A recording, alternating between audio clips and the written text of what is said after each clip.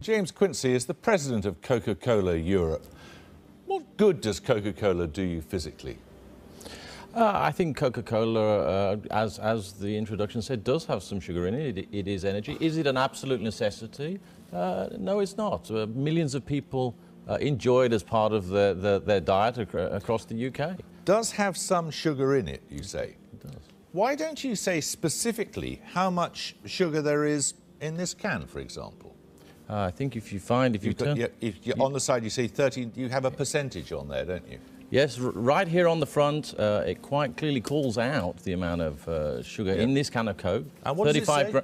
35 grams, which is 6 teaspoons of sugar, which is, you know, about the same amount of calories as a cappuccino or half a croissant.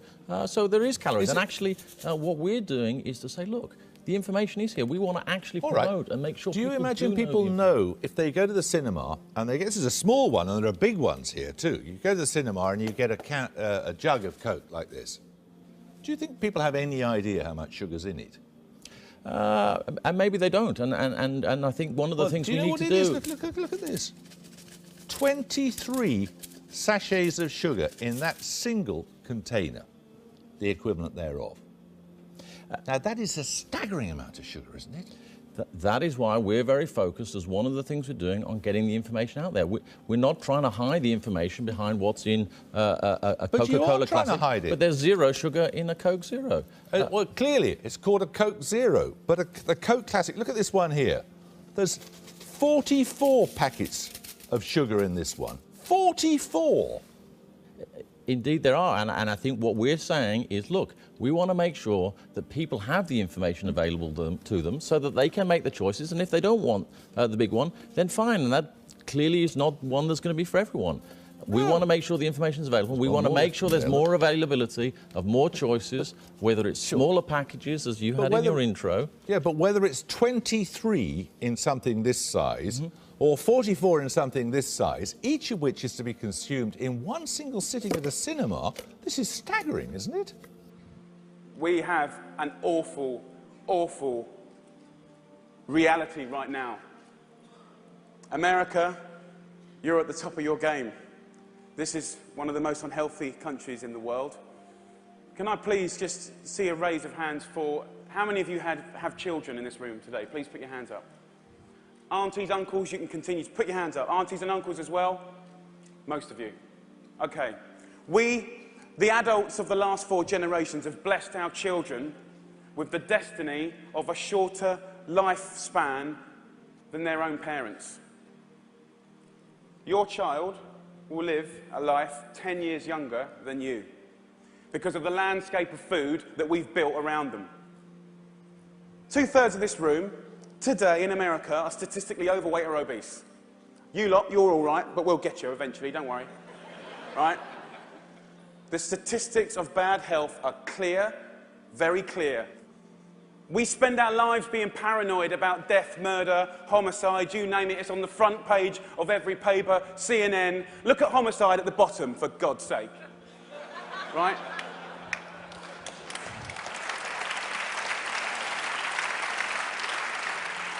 Every single one of those ones in the red is a diet-related disease. Any doctor, any specialist will tell you that. Fact. Diet-related disease is the biggest killer in the United States right now, here today. This is a global problem. It's a catastrophe. It's sweeping the world. England is right behind you, as usual.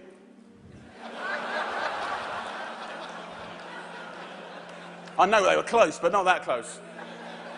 We need a revolution. Mexico, Australia, Germany, India, China, all have massive problems with obesity and bad health. I want to talk about something so basic as milk. Every kid has the right to milk at school. Your kids will be having milk at school, breakfast and lunch, right? They'll be having 2 bottles, okay? And most kids do. But milk ain't good enough anymore because someone at the milk board, right, and don't get me wrong, I support milk, but someone at the milk board probably paid a lot of money for some geezer to work out that if you put loads of flavourings and colourings and sugar in milk, right, more kids will drink it. Yeah. And obviously, you know, now that's going to catch on. The Apple board is going to work out that if they make toffee apples, they'll eat more apples as well. Do you know what I mean?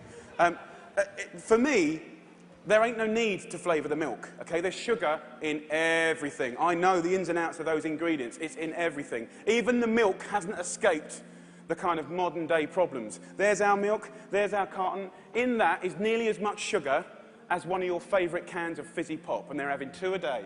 So, let me just show you. We've got one kid here having, 8 tablespoons of sugar a day, There's your week. There's your month. And I've took the liberty of putting in just the 5 years of elementary school sugar just from milk. Now, I don't know about you guys, but judging the circumstances, right, any judge in the whole world would look at the statistics and the evidence, and they would find any government of old guilty of child abuse. That's my belief.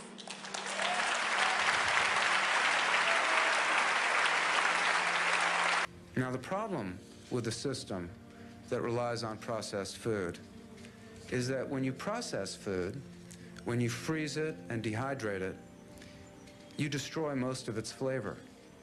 And one of the most mind-blowing things for me as I was doing this research was coming upon a flavor industry that has arisen to manufacture the taste, not just of most of the fast food that we eat, but most of the processed food that you'll buy at supermarkets today. Now, one of the chapters in my book set out to discover why McDonald's French fries taste so good. And they really do. I mean, they have a very distinctive flavor that's different from just about all the other fries that the chains sell. And the reason is this one ingredient at the back of the very end of the list of ingredients, you'll see this phrase, natural flavor. And it is a natural flavor. I had to really try and figure out where it comes from. And it turns out it comes from animal products and from beef. There's all kinds of strange things that are being added to our fast food that most people don't realize. Chicken McNuggets derive much of their flavor from beef and from beef extracts.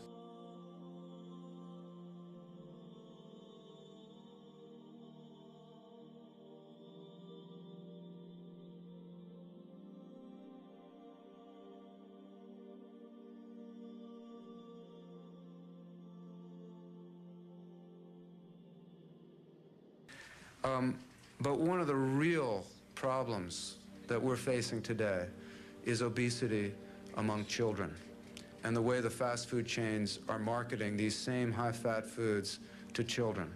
And to me, that's a very, very different subject entirely. The obesity rate among American children has doubled since the late 1970s. And we have the highest obesity rate among children in the Western industrialized world. There are children now who are suffering from early onset diabetes in large numbers. There are children who are 6 to 8 years old who are having heart attacks because of their obesity.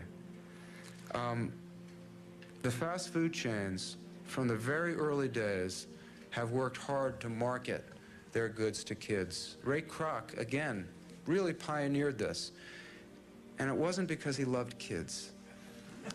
It was because he realized, and he's quite open in his memoir about this, that if you can get a child to come to your restaurant, you'll also get 1, 2 of their parents, grandparents, and the industry's own surveys now show that whenever a child sets foot in a fast food restaurant, the average check size is much higher just because that child is bringing in other customers. Hello, my name is Burke Bear, and I'm 11 years old. I came here today to talk about what's wrong with our food system. First of all, I would like to say that I'm really amazed at how easily kids are led to believe all the marketing and advertising on TV, at public schools, and pretty much everywhere else you look. It seems to me like corporations are always trying to get kids, like me, to get their parents to buy stuff that really isn't good for us or the planet. Little kids especially are attracted by colorful packaging and plastic toys. I must admit, I used to be one of them. I also used to think that all of our food came from these happy little farms where pigs rolled in mud and cows grazed on grass all day. What I discovered was this is not true. I began to look into this stuff. on the internet, in books, and in documentary films, in my travels with my family. I discovered the dark side of the industrialized food system. First, there's genetically engineered seeds and organisms. That is when a seed is manipulated in a laboratory to do something not intended by nature, like taking the DNA of a fish and putting it into the DNA of a tomato. Yuck. Don't get me wrong. I like fish and tomatoes, but this is just creepy. The seeds are then planted, then grown. The food they produce have been proven to cause cancer and other problems in lab animals. And people have been eating food produced this way since the 1990s, and most folks don't even know they exist. Did you know rats that genetically engineered corn had developed signs of liver and kidney toxicity? These include kidney inflammation and lesions and decreased kidney weight. Yet almost all the corn we eat has been altered genetically in some way. And let me tell you, corn isn't everything. And don't even get me started on the confined animal feeding operations called CAFOs. Conventional farmers use chemical fertilizers made from fossil fuels that they mix with the dirt to make plants grow. They do this because they've stripped the soil from all nutrients from growing the same crop over and over again. Next, more harmful chemicals are sprayed on fruits and vegetables, like pesticides and herbicides, to kill weeds and bugs. When it rains, these chemicals seep into the ground or run off into our waterways, poisoning our water too. Then they irradiate our food, trying to make it last longer, so it can travel thousands of miles from where it's grown to the supermarkets. So I ask myself, how can I change? How can I change these things? This is what I found out. I discovered that there's a movement for a better way. Now, a while back, I wanted to be an NFL football player. I decided that I'd rather be an organic farmer instead. That way,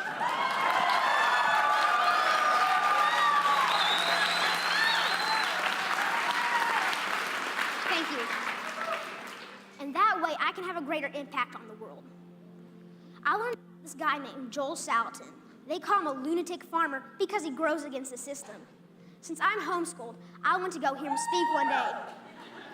This man, this lunatic farmer, doesn't use any pesticides, herbicides, or genetically modified seeds. And so for that, he's called crazy by the system. I want you to know that we can all make a difference by making different choices, by buying our food directly from local farmers or neighbors who we know in real life. Some people say organic or local food is more expensive, but is it really? With all these things I've been learning about the food system, it seems to me that we can either pay the farmer or we can pay the hospital. I know.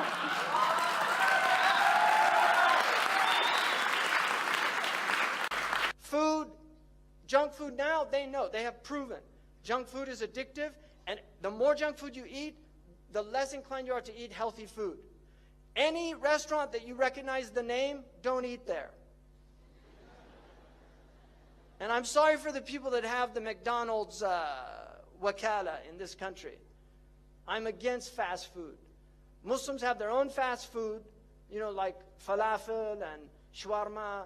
We have our own fast foods. And you have the fast foods in Malay. Eat your own foods. Eat healthy food. Don't eat this junk food. This food is made in factories by chemists to get you addicted. They use rats and they see how much sugar and fat they need to put in. Just like tobacco, people get addicted to it. They can't stop. So avoid any of these restaurants. Look at these poor children. It's a crime against our children to feed them this junk. Allah always says with halal, tayyib, always. Now we know the meaning of that, because at the time of the Prophet, the food was pure. They interpreted it to be economic, to not buy it with haram money. But now we understand another dimension of it. And zaman yufassir al-Quran, like Ibn Umar said. Time is what interprets the Quran.